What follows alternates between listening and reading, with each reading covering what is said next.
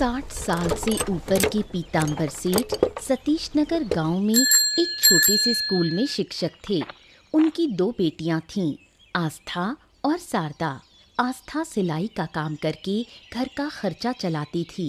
शारदा पढ़ाई कर रही थी और साथ ही मोहल्ले के कुछ बच्चों को पढ़ाती थी। उनकी पत्नी विमला बहुत धार्मिक और खुश मिजाज महिला थीं। मोहल्ले के सभी लोग पीतांबर के परिवार से अच्छे रिश्ते रखते थे। पीतांबर अपनी दोनों बेटियों की शादी के बारे में सोच रहे थे। मैंने तो तुमसे कहा था। अरे रे, आज घुटनों में बहुत दर्द हो रहा है।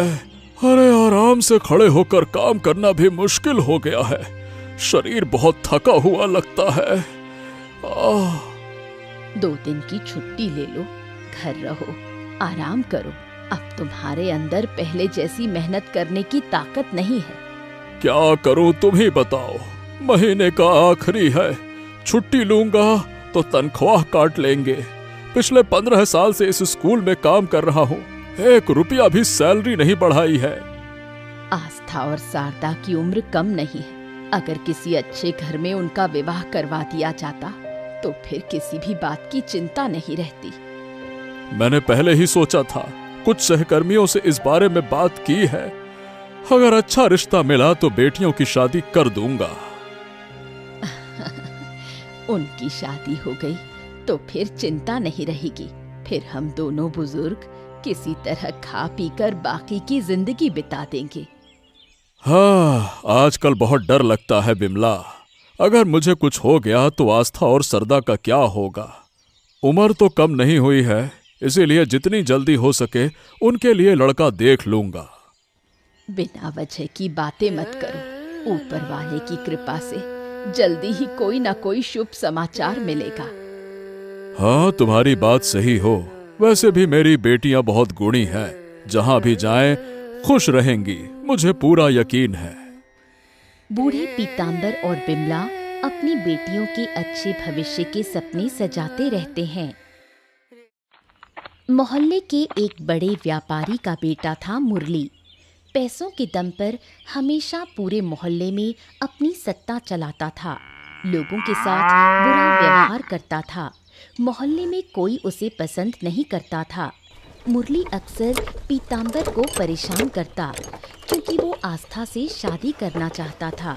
वो पीतांबर को धमकाता कि अगर उसने आस्था का रिश्ता कहीं तय किया तो वो उसे जान से मार देगा। मोहल्ले की गलियों में चलते वक्त पीतांबर से मुरली का मिलना एक आम बात हो गई थी। अरे ससुर जी, देखिए कितना भाग्यशाली हूँ। सुबह सुबह आपका ही सामना हो गया। कौन ससुर जी? ये तुम किस अधिकार से मुझे ससुर कह रहे हो?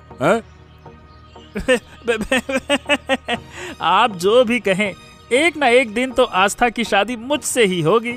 इस हिसाब से तो आप मेरे ससुर ही हुए ना। हाँ ससुर जी। अरे क्या है? क्या कभी मैंने आस्था का तुम्हारे साथ विवाह करने के लिए तुमसे बात की? क्या कभी मैं राजी हुआ? क्या कभी तुमने मुझसे पूछा? क्या मैंने प्रस्ताव को मंजूरी दी है? ओहो, अब आपकी मंजूरी हो या ना हो, मुझे इससे फर्क नहीं पड़ता। अगर आप राजी हैं तो अच्छा, अगर नहीं है तो और अच्छा। मैं आस्था को उठा ले जाऊंगा बिना कोई झंझट के, आपको पता भी नहीं चलेगा। ओ, तो तुम मुझे सरेआम धमकी दे रहे हो? मैं पुलिस में शिकायत करने जा रहा हूँ।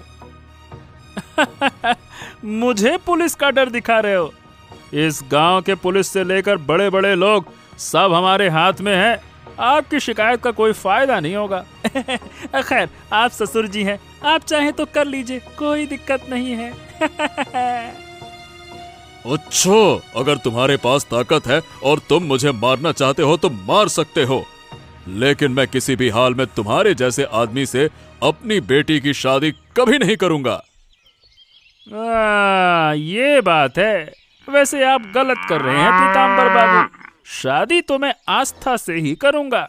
इसके लिए मुझे जो करना पड़े मैं सब कुछ करूंगा। हाँ तो ठीक है, मैं भी देखता हूं कि मेरे जिंदा रहते हुए तुम कैसे मेरी बेटी का नुकसान करते हो। ठीक है, तो दिन गिनना शुरू कर दीजिए।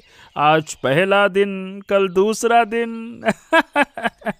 तुम्हारा वक्त खत्म हो चुका है ससुर जी। आज के व्यवहार का मोल तो तुम्हें चुकता करना पड़ेगा। मुरली हर बार की तरह पीताम्बर को धमकी देकर चला जाता है, लेकिन पीताम्बर इन बातों का इतना आदी हो चुका था कि वो उसकी बातों की परवाह नहीं करता। आस्था और शारदा दोनों बहनें थीं, लेकिन एक दूसरे से पूरी तरह अलग थीं। आस्था जितनी सरल और डरपोक थी, शारदा उतनी ही चतुर और साहसी थी।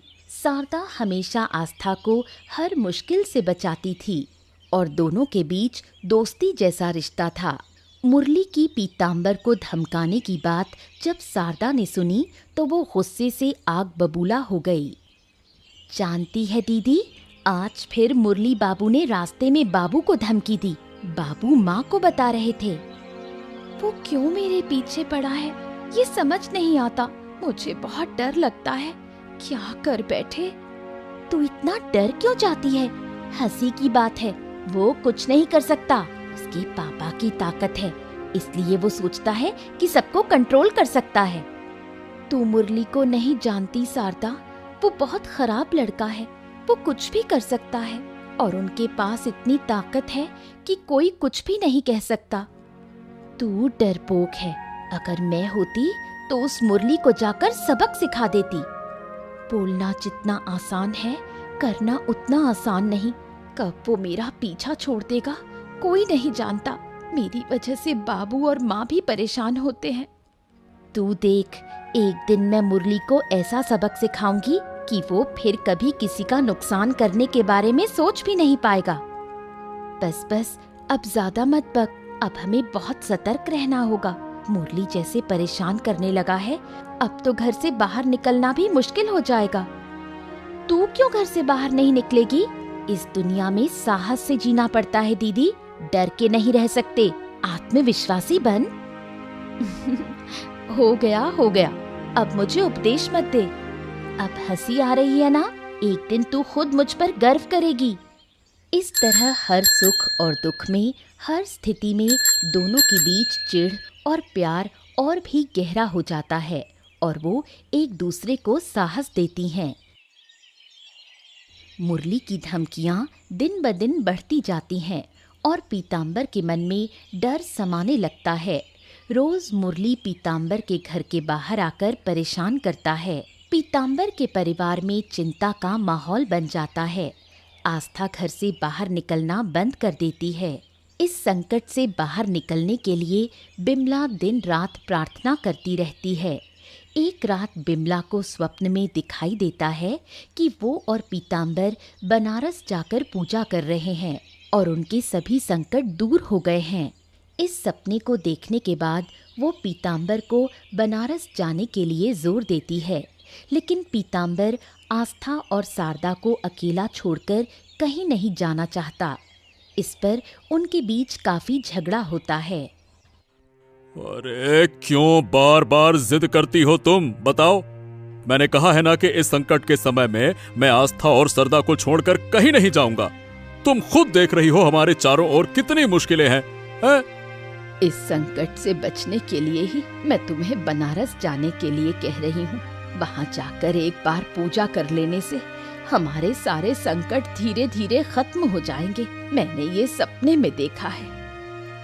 ए बिमला, मैं तुम्हें पता नहीं क्यों समझा नहीं पा रहा। देखो, जो हम सपनों में देखते हैं वो हमेशा सच नहीं होता। ऐसा कुछ भी नहीं है। और अगर पूजा करनी ही है तो हम यहाँ भी कर सकते हैं। इसके लिए बनारस क्यों जाना चाहिए? अगर ऊपर वाले को दिल से पुकारो तो कहीं भी उनकी मदद मिल सकती है, समझो। तुम्हारे अंदर भक्ति नहीं है, इसलिए तुम ऐसा कह रहे हो। बनारस भक्ति का शहर है, उस शहर का अपना एक अलग महत्व है। अरे भाई, तुम चाहे जो भी कहो, मैं इस मुश्किल समय में कहीं नहीं जाने वाला। बस बात खत्म। एक दफा आस्था और सरदा को ले जाते तो मैं जरूर चलता, लेकिन सरदा की परीक्षा है, उन्हें अकेला छोड़कर मैं कहीं नहीं जाऊंगा। ठीक है, मैं अकेली ही बनारस चली जाऊंगी। तुम्हें मुझे कहीं ले जाने की ज़रूरत नहीं है, तुम यहीं रहो। काफ़ी झगड़े और बहस के बाद आखिरकार पीताम्बर अपनी इच्छा के खिलाफ बिमला के साथ बनारस जाने का फैसला करता है, लेकिन उसके मन में एक अनजाना सा डर बना हुआ है। पीताम्बर और शारदा बनारस में पूजा करते हैं। पूजा के बाद कुछ दिनों बाद वो घर लौट रहे थे, तभी एक सड़क दुर्घटना में वो दोनों परलोक सिधार गए। अचानक माँ बाप की मौत से शारदा और आस्था के सिर पर आकाश टूट पड़ा। एक पल में उनका पूरा जीवन बदल गया। लेकिन पीताम्बर और बिमला की मौत के कुछ दिनों बाद मुरली रोज आस्था को परेशान करने लगा। ए आस्था, अरे ओ आस्था, कहाँ हो? घर पे हो? अरे जरा बाहर तो आओ। आस्था। आप फिर यहाँ क्यों आए हो? क्या चाहते हो आप? अरे क्या हुआ? क्या मुझे आना मना है क्या? अब देखो, तुम्हारे पास कोई नहीं है, ऐसे में अगर मैं तुम्हारा हाल ना पूछूं तो भाई कौन पूछेगा? बताओ भला, कैसी हो आस्था? आप क्यों नहीं समझ रहे हो? मुझे नहीं चाहिए कि आप रोज मेरे घर के सामने आकर मुझे परेशान करें। मैंने अभी हाल ही में अपने माँ बाप को खो दिया है। मैं अनाथ हो गई हूँ। मुझे अकेला छोड़ दीजिए। मैं कुछ दिनों के लिए अकेली रहना चाहती हूँ। ओहो, ठीक है, जैसा तुम चाहो वैसा होगा। मैं तुम्हें कुछ दिनों के लिए अकेला छोड़ देता हूँ, तुम्हें परेशान नहीं करूँगा। लेकिन हाँ, केवल और केवल कुछ दिनों के लिए। मैं फिर से लौटूंगा, तो चलूं? किसी भी तरह मुझे इस मुसीबत से छुटकारा पाना होगा, लेकिन क्या करूं? आस्था ने शारदा को लेकर गांव से भागने और कहीं और जाने का फैसला किया। नगर से कुछ दूर नवीन नगर गांव के एक अमीर जमींदार थे। उनका नाम था किशनलाल। किशनलाल एक न्यायप्रिय व्यक्ति थे। जीवन में बहुत संघर्ष करने के बाद वो शून्य से उठकर ऊंचे पद पर पहुंचे थे, इसलिए वो निम्न वर्ग के लोगों के साथ बहुत ही दयालु रहते थे और सभी उन्हें बहुत सम्मान की दृष्टि से देखते थे। उनके 2 बेटे थे, प्रणव और आनंद। प्रणव अपने पिता के साथ जमींदारी का काम संभालता था, जबकि आनंद बेपरवाह स्वभाव का था। वो दिन भर चित्रकला या शिकार में समय बिताता था। जमींदारी के मामले में बहुत पक्के होने के कारण किशनलाल अपने बड़े बेटे प्रणव से थोड़ा ज्यादा स्नेह करते थे और किसी भी अहम काम या जिम्मेदारी को प्रणव के हवाले करते थे। प्रणव, मुझे आज शाम एक बैठक में जाना था, लेकिन मुझे अचानक बुरा लग रहा है। इस बैठक में देखो, तुम्हें मेरी जगह जाना होगा। ठीक है पिताजी, मैं चला जाऊंगा, कोई बात नहीं, आप आराम करिए। हाँ भाई, देखो तुम्हें कितनी मेहनत करनी पड़ती है। रोज रोज इतने सारे कामों को संभालते हो, लेकिन क्या कर सकते हैं। तुम्हारा छोटा भाई तो तुम्हारी तरह नहीं है। उसका पूरा दिन चित्र बनाने और जंगल में घूमने में गुजरता है। क्या मूर्ख लड़का है। अरे छोड़िए ना पिताजी, वो अभी बच्चा है और फिर मैं तो हूं ना, मैं सब संभाल लूंगा, चिंता मत कीजिए। वो अपने तरीके से समय बिता लेगा। हाँ, तुम्हारी नरमी ने ही उसे ऐसा बना दिया है। मेरे हिसाब से थोड़ी सख्ती करो। तुम उसे इतना स्नेह क्यों दिखाते हो भाई, हैं? अरे पिताजी, आप तो जानते हैं, माँ के निधन के बाद वही तो मेरे सबसे करीब है। आपके साथ तो वो कभी कुछ नहीं कहता, कम से कम मुझसे तो बातें करे। हाँ, ये बात ठीक कही। ठीक है, सुनो, आज बैठक में जाने से पहले 1 लाख रुपए ले जाना। कमलाकांत बाबू को समझाकर रुपए दे आना, ठीक है ना? लेकिन इतने रुपए, अगर कुछ हो गया तो? आहा, मुझे तुम पर विश्वास है। तुम काफी जिम्मेदार हो, इसीलिए तुम्हें इतनी बड़ी रकम का जिम्मा दे रहा हूँ, ठीक है? किशनलाल अपने बेटे प्रणव पर बहुत गर्व करते थे, लेकिन आनंद के साथ उनका रिश्ता थोड़ा दूर दूर का था। एक रात अंधेरे में सभी की आंखों से बचते हुए आस्था शारदा को लेकर सतीश नगर से भाग जाती है, लेकिन मुरली को इस बारे में कुछ भी पता नहीं था।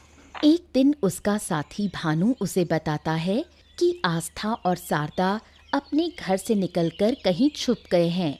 ये सुनकर मुरली गुस्से में पागल हो जाता है।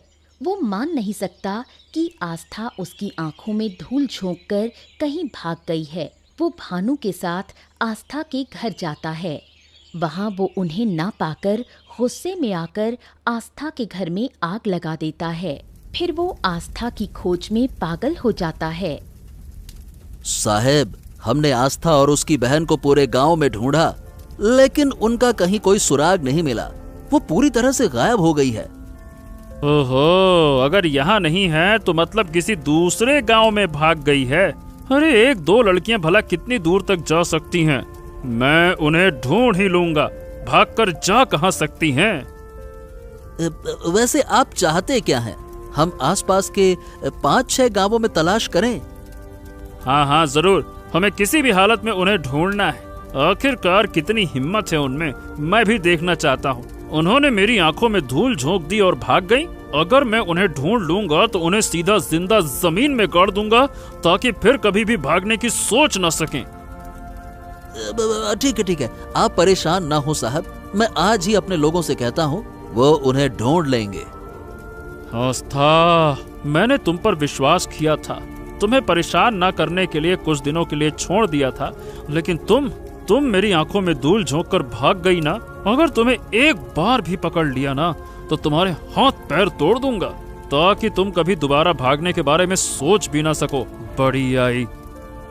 मुरली आस्था से बेहद नाराज हो जाता है और प्रतिशोध की आग में जलता रहता है। लगभग 6 महीने बीतने के बावजूद आस्था और शारदा का कोई पता नहीं चलता। आखिरकार मुरली आस्था को खोजने की उम्मीद छोड़ देता है। दूसरी ओर आस्था और शारदा नवीन नगर में एक छोटे से झोपड़े में शांतिपूर्वक रहने लगती हैं।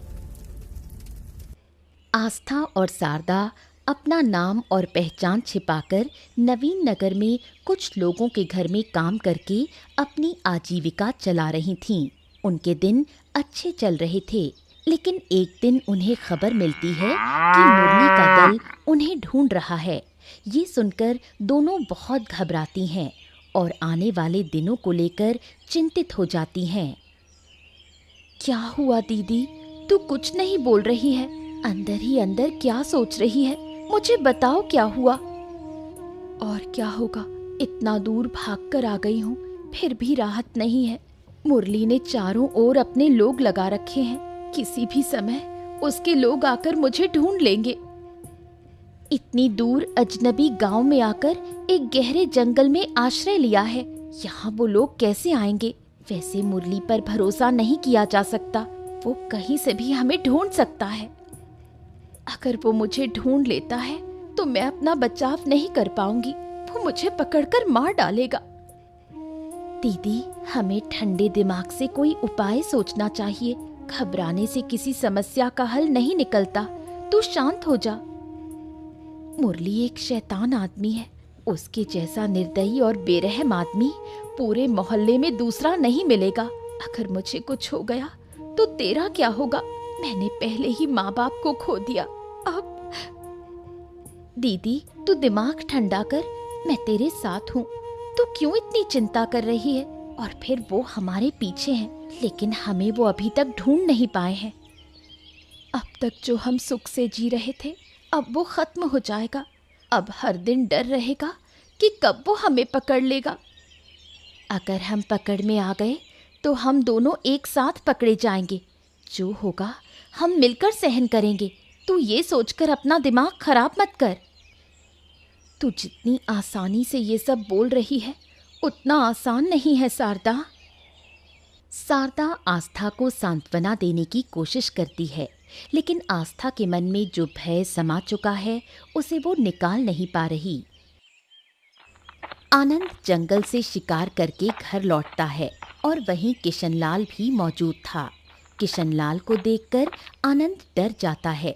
किशनलाल हमेशा की तरह आनंद पर चिल्लाता है और आनंद दुखी होकर अपने कमरे में चला जाता है। आनंद किशन लाल के व्यवहार से बहुत दुखी होता है, लेकिन प्रणव उसे सांत्वना देता है। ओहो, जानता है ना तू, बाबा को तेरा देर से घर लौटना पसंद नहीं है, फिर क्यों रोज इतनी देर से लौटता है? जंगल में अकेले घूमने जाना बिल्कुल ठीक नहीं है। पता भला ठीक है क्या? हाँ हाँ, ठीक है, मैं समझ गया। हाँ, ज्ञान देने का काम तो बाबा ने अभी कर दिया, अब तू फिर से ज्ञान मत दे, मुझे अकेला छोड़ दे कुछ देर के लिए। वाह वाह वाह वाह, मैंने तुझे सांत्वना देने के लिए कहा था और तू मुझे ही बाहर कर रहा है। ए भाई, मैं वही हूँ जो तेरे बारे में दिल से सोचता हूँ और तू मुझे हमेशा दूर ही कर देता है, हैं? अब मेरी क्या गलती है दादा, बताओ। मैं जमींदारी नहीं चला सकता, ये मैंने पहले ही बहुत समय पहले बता दिया था। मैं पेंटिंग बनाना पसंद करता हूँ, मैं एक प्रसिद्ध चित्रकार बनना चाहता हूँ, लेकिन बाबा को यही गुस्सा है कि मैं जमींदारी नहीं संभालता। अब क्या कहूँ मैं?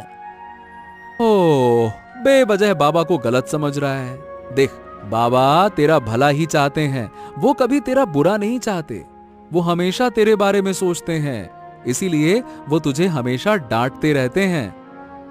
हाँ, और झूठी सांत्वना दो और कहो कि बाबा ये चाहते हैं वो चाहते हैं। देखो दादा, मुझे सब अच्छे से पता है, बाबा मुझे कभी भी ना तुमसे ज्यादा नहीं चाहते थे और ना कभी चाहेंगे।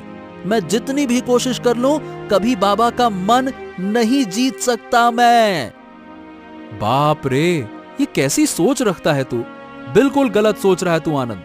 बाबा तुझे बहुत चाहते हैं और यही कारण है कि आज उन्होंने मेरे साथ मिलकर तेरे शादी के बारे में बात भी की थी। क्या बाबा ने मेरी शादी तय कर दी? अरे नहीं भाई, तय नहीं की है, लेकिन हाँ, अब हमारे लिए लड़की देखी जा रही है। बाबा चाहते हैं कि हमारे दोनों भाइयों की शादी एक ही दिन एक साथ हो जाए। आनंद प्रणव की बात सुनकर हैरान हो जाता है और वो मन ही मन खुश होता है, क्योंकि लड़की देखने की बात सुनकर उसे समझ में आता है कि उसके बाबा भी उसके बारे में सोचते हैं। आस्था एक घर में काम करती थी।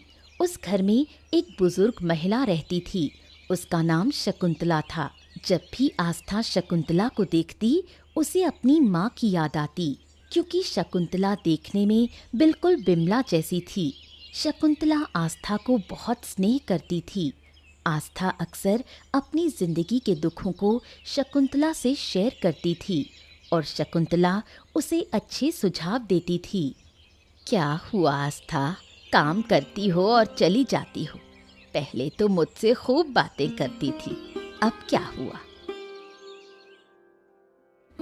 दुख की बातें कितनी सुनाऊं? जिस मुसीबत से बचने के लिए अपने गांव से भाग आई थी, अब वही मुसीबत मेरे पीछे पड़ गई है। तो इसका मतलब उस गांव का वही शैतान लड़का फिर से तेरे पीछे पड़ा है। अभी तक वो मुझे नहीं ढूंढ पाया, लेकिन उसने अपने लोग चारों तरफ लगा रखे हैं। बहुत मुश्किल से गांव छोड़कर यहाँ आश्रय लिया था, लेकिन उसके लोग यहाँ भी खोज रहे हैं। कभी भी पकड़ी जा सकती हूँ। सबसे अच्छा होता अगर तू किशनलाल बाबू की मदद ले पाती। वो इस गांव के प्रतिष्ठित जमींदार हैं, उनके पास हर समस्या का हल है। सच कह रही हो? मुझे उनका पता दीजिए। शकुंतला आस्था को किशनलाल के घर का पता देती है और आस्था मुरली से बचने के लिए किशनलाल से मदद लेने का फैसला करती है। चारों ओर किशनलाल की प्रशंसा सुनने के बाद आस्था को बहुत उम्मीद और विश्वास के साथ किशनलाल के घर जाने की हिम्मत आती है। लेकिन जैसे ही वो वहां पहुंचती है, प्रणव उसे देखता है। आस्था को फटे कपड़ों में देखकर पहले तो पहरेदार उसे भिखारी समझता है, लेकिन बाद में प्रणव उसे अंदर आने की अनुमति देता है। आप कौन हैं और किसे ढूंढ रहे हैं? मेरा नाम आस्था है, मैं किशनलाल बाबू से मिलने आई हूँ। मैं बहुत बड़ी परेशानी में हूँ और सब लोग कहते हैं कि अगर कोई मदद कर सकता है तो वो सिर्फ किशनलाल बाबू ही है। ओह ठीक है, मैं समझ गया। लेकिन पिताजी इस समय घर पर नहीं है, वो कुछ जरूरी काम से बाहर गए हैं। वो कल शाम तक लौट आएंगे। एक काम करिए, आप कल आइए, मैं उन्हें आपके बारे में बता दूंगा। मेरे पास समय नहीं है, मैं बहुत बड़े संकट में हूँ। अगर मैं कल तक इंतजार करूँगी तो किसी भी समय कुछ भी हो सकता है। अरे अरे अरे, ऐसा क्या संकट है जिसका आप इतना डर महसूस कर रही हैं? अगर आप चाहें तो मुझे बता सकती हैं, मैं आपकी मदद करने की कोशिश करूंगा। मैं सतीश नगर गाँव से आई हूँ। मैं पिछले 6 महीने से फरार हूँ। हमारे मोहल्ले का एक आदमी मुझे परेशान करता था और अपने माता पिता की मौत के बाद मैं उसको सहन नहीं कर पाई और वहाँ से भाग आई। अब वो यहाँ भी मुझे खोजने के लिए लोगों को भेज चुका है। ओह, क्या आपने पुलिस को इस बारे में बताया नहीं? हमारे गांव के सारे पुलिस वाले उसकी तरफ हैं। पैसे और ताकत के बल पर उसने सबको खरीद रखा है। अच्छा ठीक है, आप चिंता मत कीजिए, मैं आपकी मदद करूंगा। आपको डरने की बिल्कुल जरूरत नहीं है। देखिए, फिलहाल आप हमारे घर के मेहमान कक्ष में रात बिता सकती हैं, ठीक है ना? आराम से रहिए। मेरी एक छोटी बहन भी है। मैं उसे अकेला छोड़कर आ गई हूँ। उसे जंगल में अकेला छोड़कर मैं यहाँ नहीं रह सकती। मुझे वहाँ जाना होगा। हाँ तो ठीक है, उन्हें भी यहाँ ले आइए। पहरेदार हैं। आज रात यहाँ रहना आपके लिए सुरक्षित होगा। आराम से रहिए। प्रणव की बातों के अनुसार आस्था अपनी बहन शारदा को किशन लाल के घर लेकर आती है और उसी रात वहाँ आश्रय लेने की योजना बनाती है।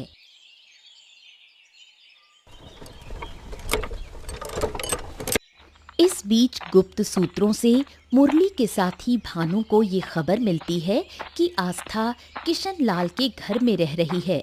खबर मिलते ही भानु मुरली के पास भागता है ताकि वो आस्था का पता लगा सके। बहुत सतर्कता से घर में घुसना होगा ताकि कोई कुछ समझ ना पाए, ठीक है? फिर हम बेहोश करने की दवा से आस्था को बेहोश करके उसे उठा लेंगे। समझ गए ना? हाँ हाँ, आप चिंता बिल्कुल ना करें। उस घर में मेरा एक परिचित पहरेदार है, वो मेरी मदद करेगा। मैंने उसे सब बता दिया है कि आज हम रात जाएंगे, इसीलिए वो पहले से ही दरवाजा खोल कर रखेगा। हाँ चलो ये बढ़िया है। उसने मेरी आंखों में धूल झोंकी, आज मैं उसे पकड़ लूंगा और पकड़ने के बाद उसके पैर तोड़कर चूर चूर कर दूंगा। उसे ऐसी कठोर सजा दूंगा ना। अरे बस, ये तो सोने पे सुहागा होगा। आज घर का मालिक किशन लाल भी घर पे नहीं है, इसीलिए हम आसानी से आस्था को उठा लेंगे। कोई भी हमें देख नहीं पाएगा। चलो।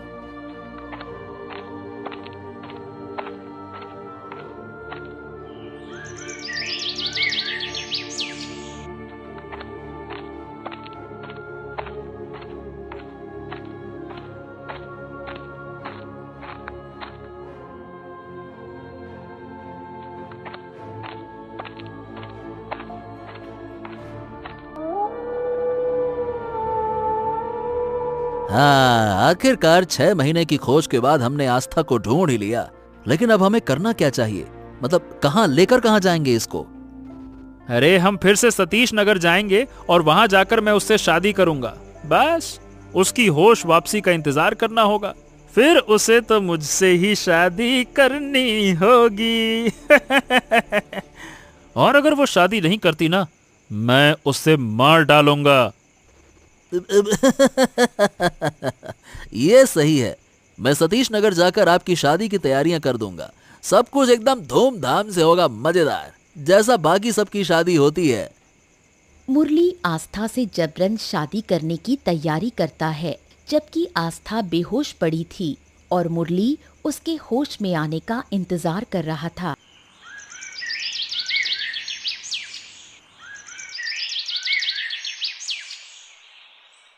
सुबह होते ही शारदा की आंख खुलती है तो वो देखती है कि आस्था उसके पास नहीं है। वो बहुत ढूंढती है लेकिन आस्था नहीं मिलती। वो चिंतित होकर प्रणव के पास जाती है और उसे आस्था के लापता होने की बात बताती है। प्रणव और शारदा मिलकर पूरे घर में आस्था को ढूंढते हैं लेकिन वो नहीं मिलती। फिर एक विश्वसनीय पहरेदार से प्रणव को पता चलता है कि रात के अंधेरे में 2 अपरिचित लोग आस्था को उठा कर ले गए। प्रणव बाबू, दीदी का कुछ पता चला? हमारे पहरेदार ने बताया कि रात के अंधेरे में 2 लोग आस्था को उठाकर लेकर गए, लेकिन समझ नहीं आ रहा कि वो कौन थे। प्रणव की बात सुनकर शारदा को ये समझने में देर नहीं लगती कि वो मुरली और उसके साथी थे। मुरली के अलावा और कोई नहीं हो सकता। वही दीदी को उठाकर ले गया है, मुझे पूरा यकीन है।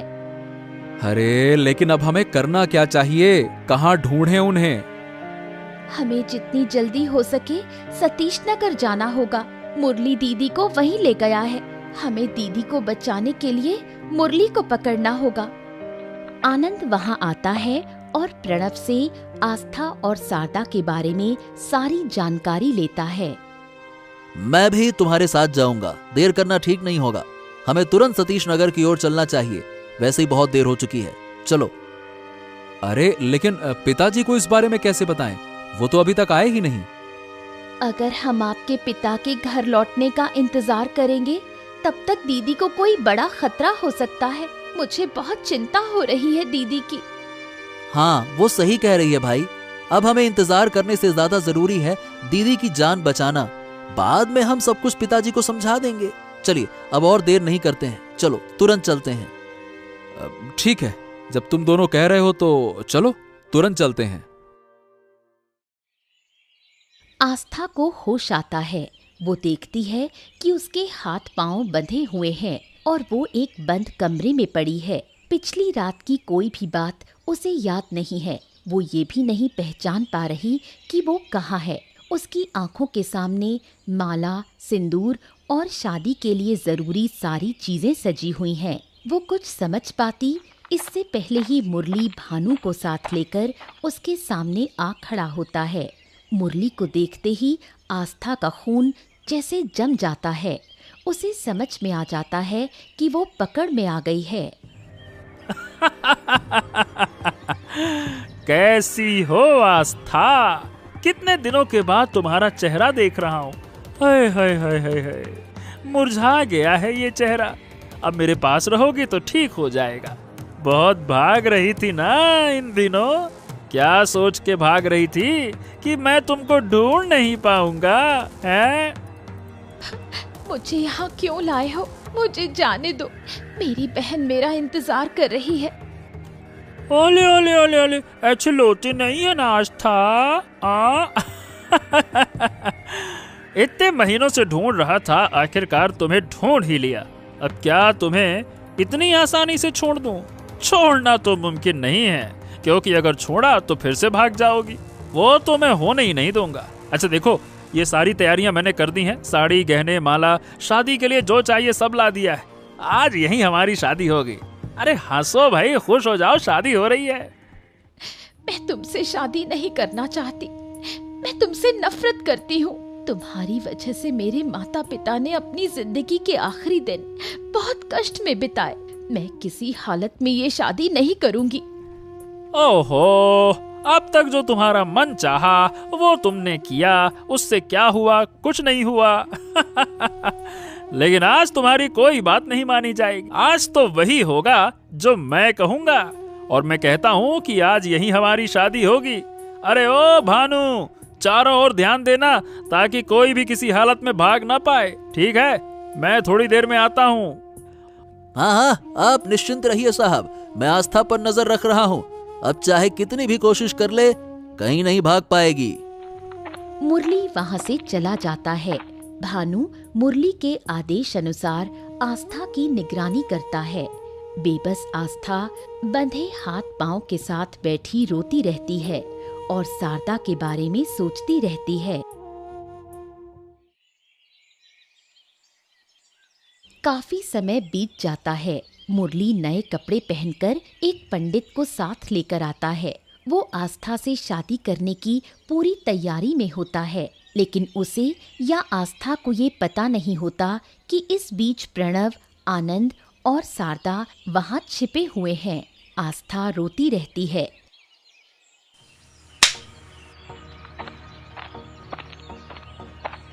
तुम लोग यहाँ कैसे आए? तुम्हें यहाँ आने किसने दिया? जिस तरह तुम रात के अंधेरे में हमारे घर घुसकर एक सोती हुई लड़की को उठा ले आए ना, उसी तरह हम भी तुम्हारे छिपी हुई जगह में घुस आए। क्या सोचा था मुरली? दीदी को उठा ले जाओगे और हम चुपचाप बैठे रहेंगे? जब मुझे पता चला कि दीदी गायब है मैं उसी वक्त समझ गई थी कि ये तुम्हारा ही काम है। किसी की मर्जी के खिलाफ उसे जबरदस्ती शादी के लिए मजबूर करना ये एक अपराध है। और ये बात तुम्हें किसी ने बताई नहीं क्या मुरली? चलो अब पुलिस स्टेशन चलकर जवाब देना। अरे चलो।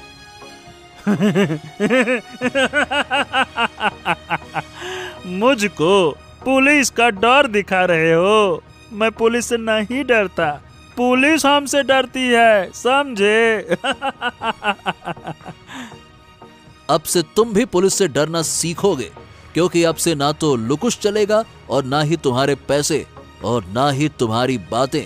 अब से पुलिस चलेगी हमारी बातों पर। और हाँ, उससे पहले तुम्हें एक और सजा का सामना करना पड़ेगा। इसके बाद प्रणव और आनंद मिलकर मुरली और उसके साथी भानु को नवीन नगर में उनके पिता किशनलाल के सामने पेश करते हैं।